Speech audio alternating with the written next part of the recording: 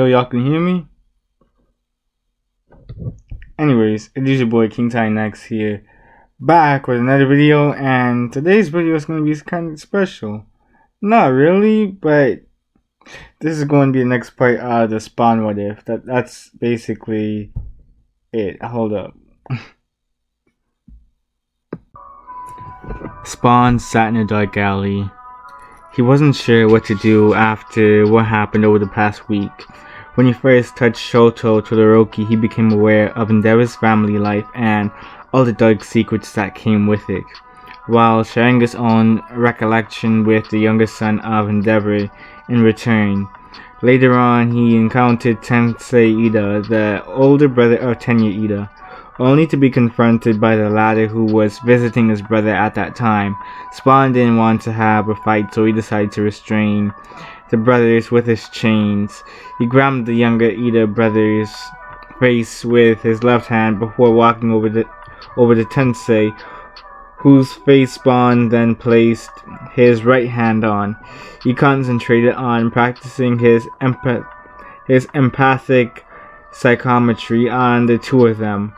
This ended up causing Izuku, as well as the two Ida brothers, to experience a touch telepathic three-way information swap, causing each one of them to experience the other two's respective recollection before Spawn let go of the two brothers and made us leave.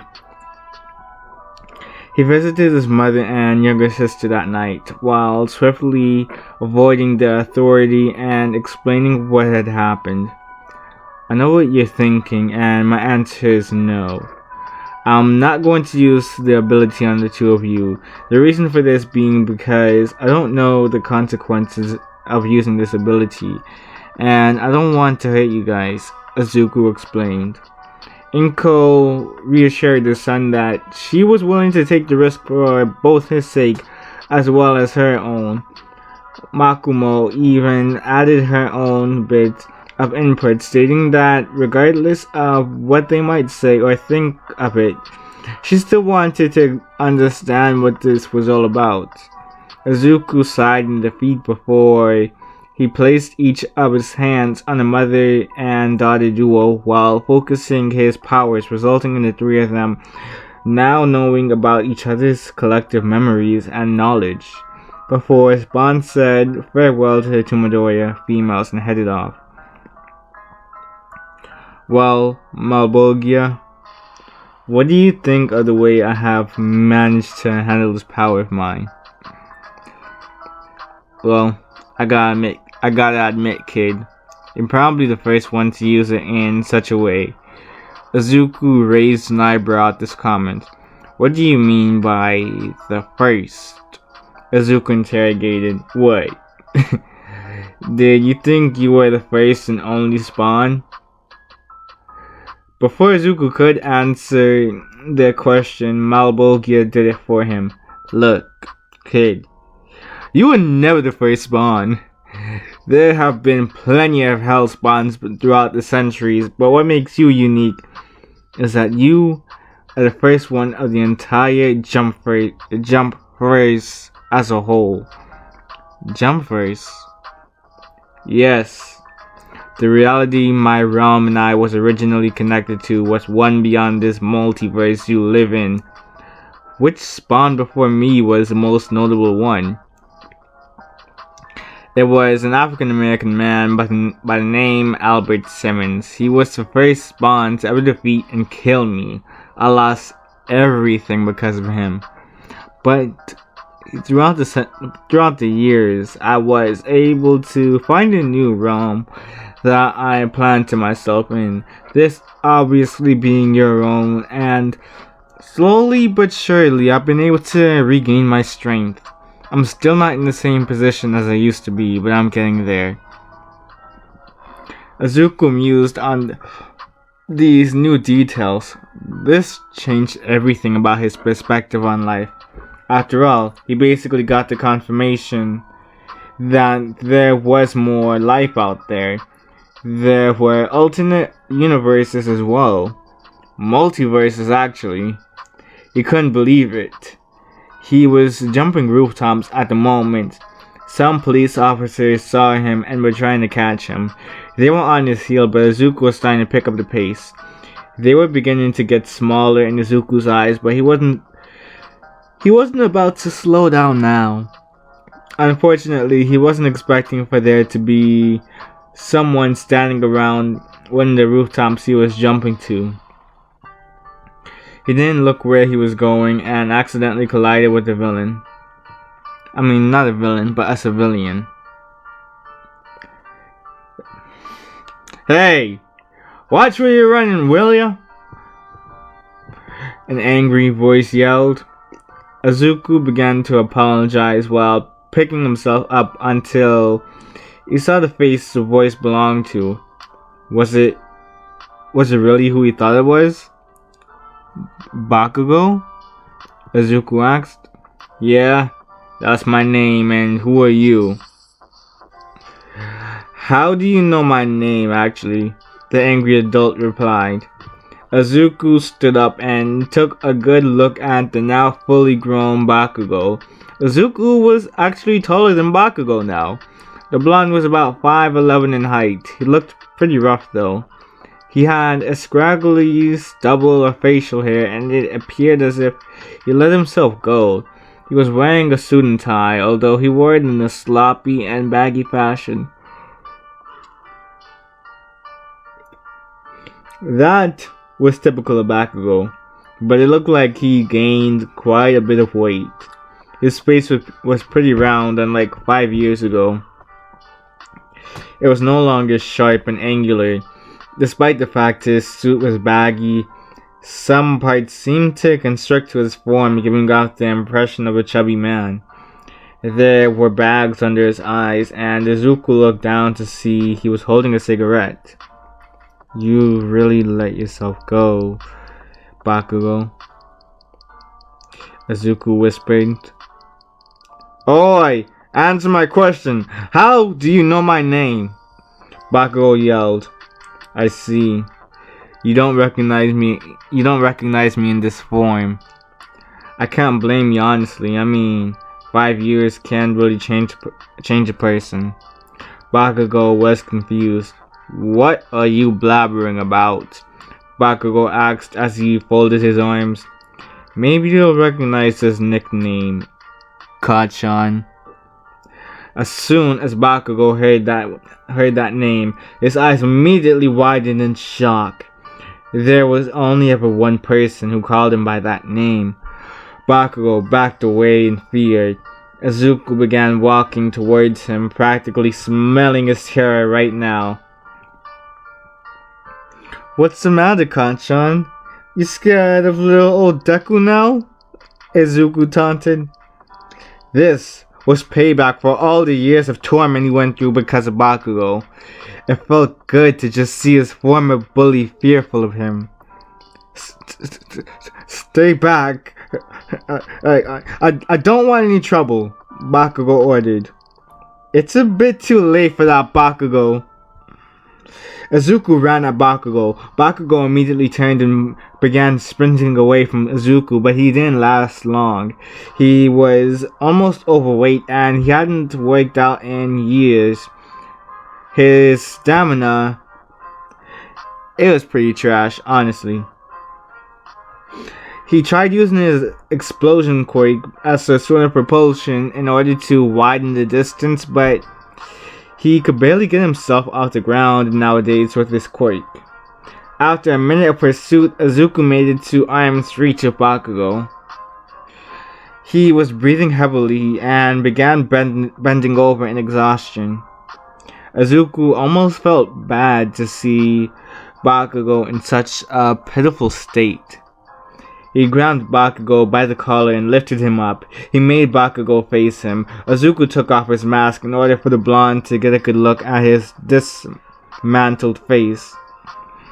Just by the green curly hair alone, Bakugou was able to tell that this was indeed Izuku. The explosive teen began begging for his life. Are you like some kind of ghost looking for for vengeance or something? Is this a dream?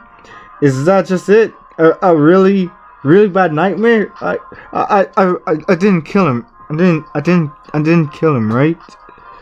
Bakugo began talking to himself.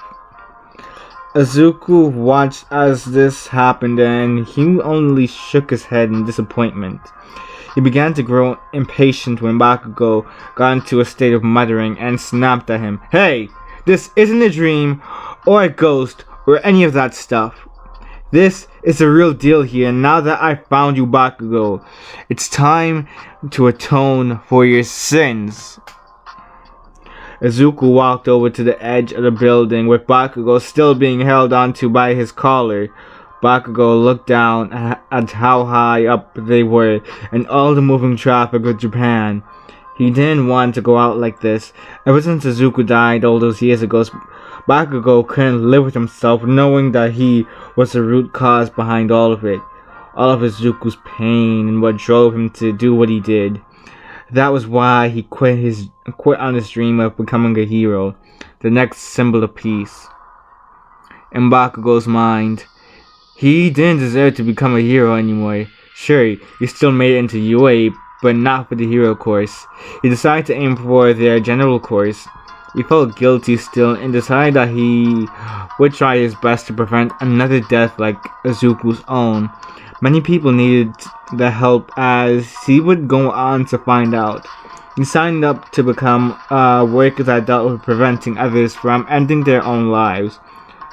Or another word that we shall not use. And for once